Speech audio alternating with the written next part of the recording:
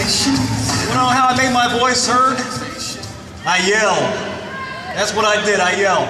But I didn't sit there and yell bad words. I didn't slander. I didn't sit there and make fun of them. I asked an intelligent question and then got shot up by mainstream media.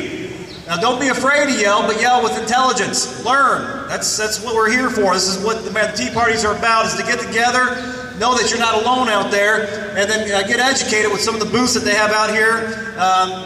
Take a sense of direction. Now actually I'm a pretty private person, but I'm going to share something with you here, and I'm not bragging. I'm just going to share this with you. It's from my son. He's 13 years old. My boy wrote me this letter, and like I said, I'll share it with you, and then I'm going to ask you a question. And you'll probably know the answer to mine here. Here it goes. The last 2 months have been some of the hardest of your life, and craziest too. I have had the time to reflect and admire how great of a person you are, how great of a dad you are, and also how great of an American you are. I am and will forever be proud of you. To be able to be your son is one of the greatest blessings God has given me. On your birthday, we won't be celebrating you being Joe the plumber. We will be celebrating that God put you on this earth to be a brother, a son, an uncle, a mentor, and a dang good political person. And best one to me, you're my dad. Now, my boy wrote that.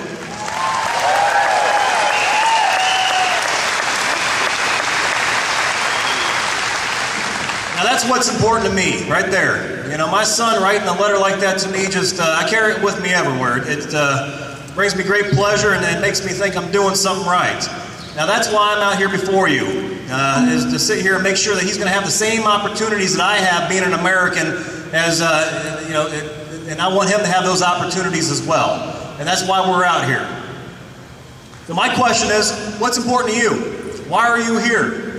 Are you here because you enjoy hanging out here and sweating and fanning yourselves, or are you here because you actually want to make a difference? You want your voice heard. You want to see something done. You're tired of the government.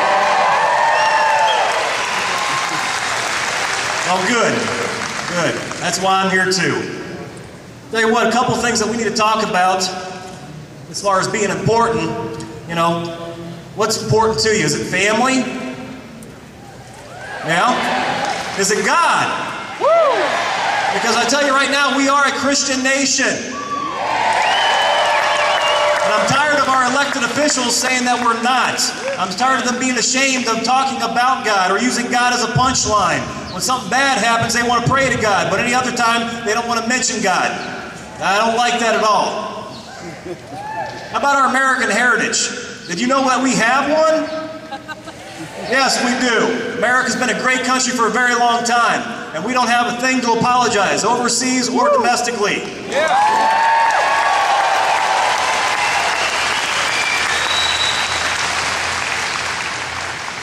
Now, a couple things that are going to help us get through this and make this happen is we got to turn off the drama that is Washington, D.C. Our politicians are on TV more than our rock stars and our actors. It's like guiding light.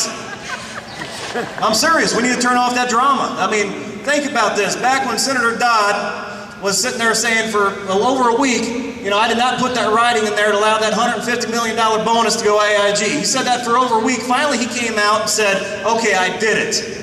Well, a couple questions. One is, why hasn't he been recalled? Why is he still a senator? He defrauded Americans. He used taxpayers' money, lied about it for a while.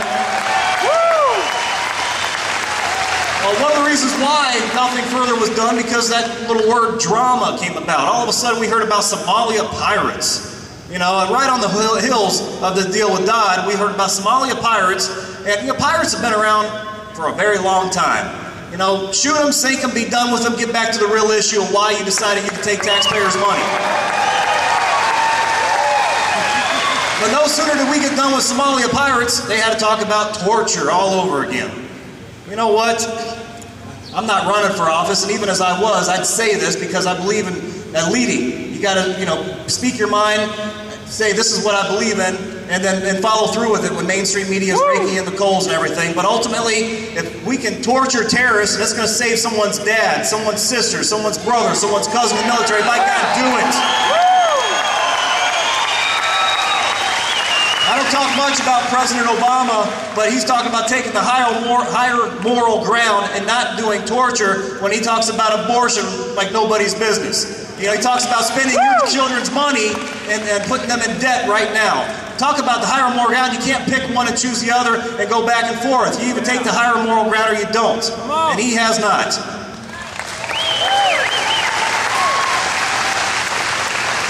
So ultimately what I'm telling you is turn off that drama. Don't get me wrong, I like Sean Hannity, Bill O'Reilly. I even like Alan Coombs. He's a funny guy. With that being said, stop listening to all the drama that comes out of D.C. and pay attention to the real issues and why they keep on sticking their hands in our back pockets. They don't even blush when they do it anymore. You know, I'm a plumber. When I went to someone's house, I did a job, and if for whatever reason, if I didn't do it right the first time, I didn't get to go back to the lady or the guy and say, hey, listen, it's going to cost you another $100 for me to fix it right. And that's what our politicians do. I'm here to remind you that we are Americans. We are a republic. We elected these guys in. They work for us. And that's what you guys need to tell them. You got to send that message. They work for us. They hate hearing that. They feel entitled, and they are some of the biggest elitist, I can't say that. Anyways, they are some of the biggest elitist idiots in the world. They feel entitled to your money. They feel entitled to your 40, 50, 60-hour work week. They think they can take it anytime they want, and that's where us as Americans have to stand together. Republicans, Democrats, leave that stuff at the door. Be an American and do what's best for America.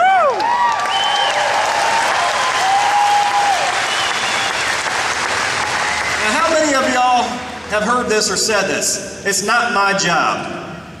You know, a lot of us have. Now, it's not my job to take care of that fella down the street. It's not my job to make sure he has health care. It's not my job. Well, you know what? I'm here to tell you, unfortunately, it is your job. The way we do this in America is community takes care of community. Friends take care of friends. Family takes care of family. The government doesn't tell us to do it. We do it because we're Americans. We've been doing it for years. So it is our job.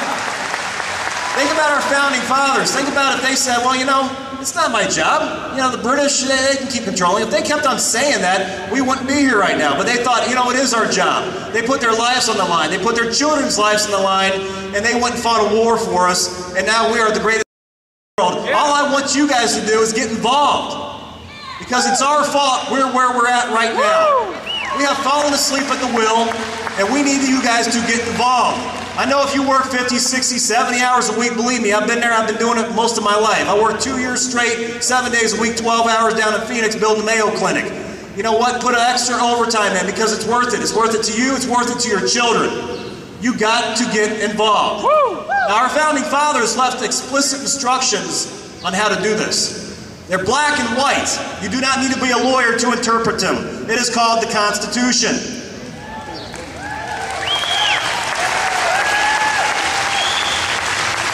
I cannot preach enough about the Constitution. It is not a living, breathing document. It is factual. It's what it needs to be. We do not need to get around it. If we follow it to a very core, every step of the way, this country will maintain its greatness. We got to get rid of the people who think the Constitution needs to be rewritten. We need to get rid of the people who think it can be sidestepped. We have to follow it because the people that wrote it knew damn well what they were talking about.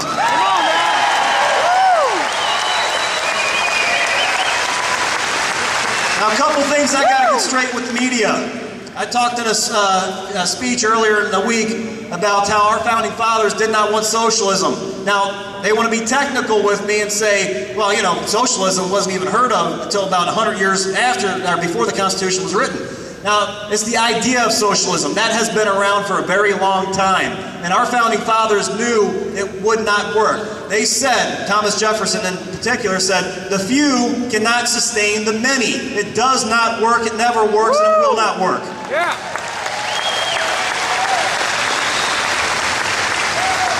The best way of getting anything is working for yourself. That's how it always has been, and that's the way it is, and that's how I live my life. I work for it. I don't expect the government to take it. So a couple things I'll ask you is, one, get involved. Two, learn your Constitution, learn your history. Three, this is not my book, but it's called The 5,000-Year Leap. It's called about 28 Principles of the Constitution. Get it, learn it, love it, and give it to a friend. This is a great book. It talks about what our founding fathers wanted for us. Like I said, it's not my book. I'm not up here promoting a book I wrote. This is someone else's work, and it's definitely worth knowing. So I can't leave it with you enough. Learn the Constitution. When a politician gets in front of you, vet him. Say, are you going to do this? Do you believe in homosexuality? Do you believe in abortion? Do you believe in torturing? make sure he answers it straight. And then when he gets up there and he starts waffling, yank him out of there and put somebody in there from your community that's going to represent your interest.